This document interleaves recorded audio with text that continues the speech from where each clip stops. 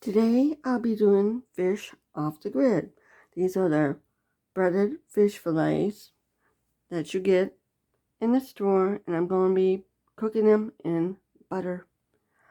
On to the recipe.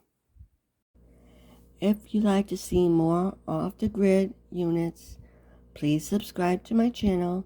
Please click the notification, like and share.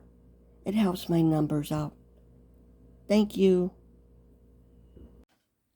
Before we get started with the off-the-grid unit, you have to know what setup we're going to use.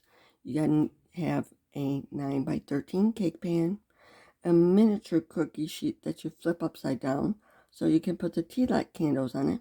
Make sure the wicks are standing up. Then you're going to have a cooling rack that you put on top of it after you light the candles. I'll light the candles a little bit later. And you're going to need an 8-inch fry pan with a lid. That's a setup for all my units. Now we get busy with the cooking. It's time to light the candles. All you gotta do is light them. Make sure the wicks are pointing up. Now put the cooling rack over it. Put your pan on top. I put a pat of butter in there. Now I'm going to put the lid back on. Let the pan preheat for a couple minutes. Now after the pan is preheated, you add the filets. Let them cook at least 10 minutes per side, maybe 15 minutes.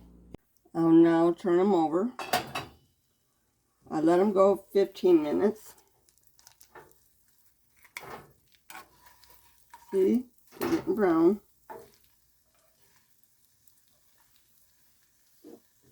And you can hear them cooking. This method comes in handy when you lose power. It don't matter how you lose it. You still got to eat, you still got to cook. Checking on them now. You can see that they're cooking. You can garnish the fish sandwich any way you like. I like cheese on it, and I like tartar sauce on mine. But if you want to put some lettuce on it too, go right ahead. Now I'll add the cheese on top. That way it melts. And then I'll grab both of them off at the same time. Now it's time to take it off, since the cheese is melted. And put it on my bun over here. I'll get the tartar sauce out. This is what it looks like done. Thank you for watching. Don't forget to subscribe, like, and share. Thanks again. Have a good day.